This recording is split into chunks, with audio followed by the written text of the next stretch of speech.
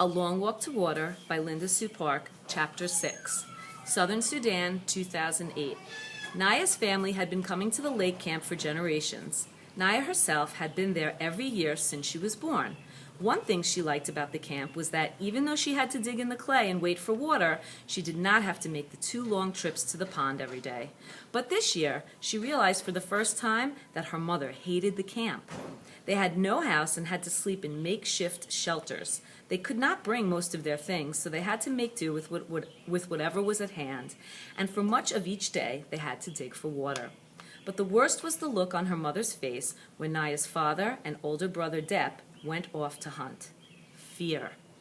Her mother was afraid that the men in the family would run into Dinka tribesmen somewhere, that they would fight and get injured, or worse. They had been lucky all these years. No one from Naya's family had been hurt or killed by Dinka, but she knew other families in the village who had lost loved ones in this way.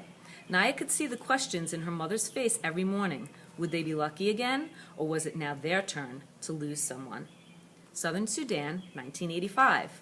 Salva's mouth closed and opened again as if he were a fish. He tried to speak, but no sound came out of his throat. He tried to move, but his feet seemed stuck to the ground. "Salva!" the man said again and hurried toward him.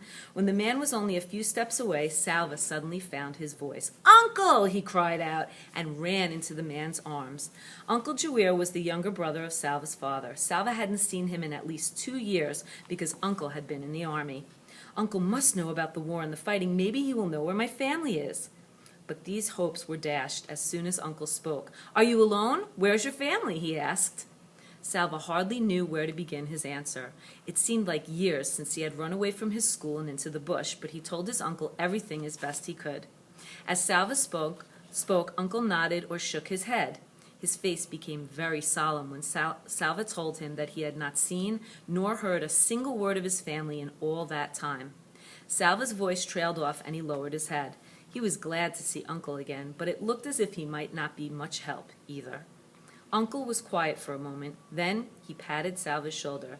"Hey, nephew," he said in a cheerful voice, "we are together now, so I will look after you."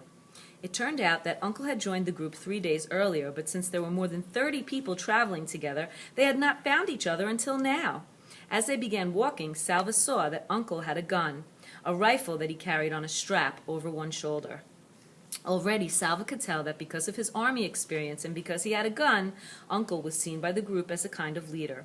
"Yes, when I left the army, they let me keep my rifle," Uncle said, "so I'm going to shoot us a fine meal as soon as we come across anything worth eating." Uncle was true to his word. That very day, he shot a young antelope, the kind called a topi. Salva could hardly wait for it to be skinned and butchered and roasted. As the smoky, meaty aroma filled the air, he had to keep swallowing the saliva that flooded his mouth. Uncle laughed as he watched Salva gobble down his first piece of meat. "Salva, you have teeth. You're supposed to use them when you eat."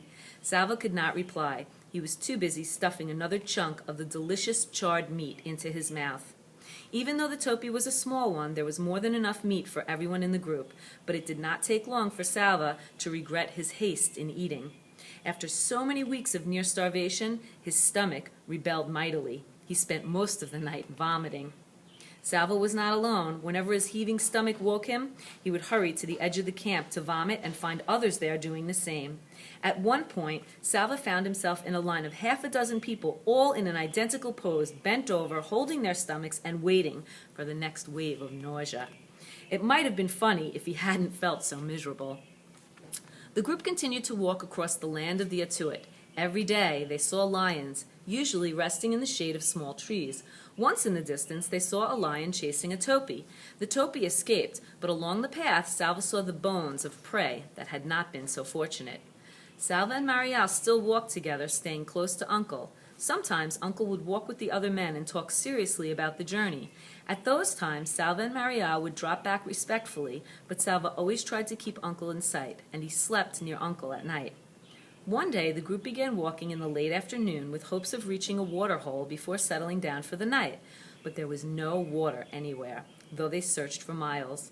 They kept walking into the night and through the night. For 10 hours they walked, and by dawn, everyone was exhausted. Uncle and the other leaders finally decided that the group had to rest.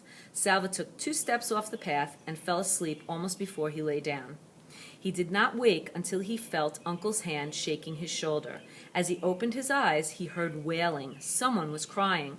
Salva blinked away the sleepiness and looked at Uncle, whose face was very solemn. "I'm sorry, Salva," Uncle said quietly. "Your friend."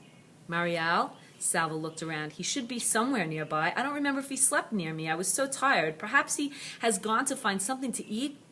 Uncle stroked Salva's head as if he were a baby. "I am sorry," he said again. A cold fist seemed to grip Salva's heart.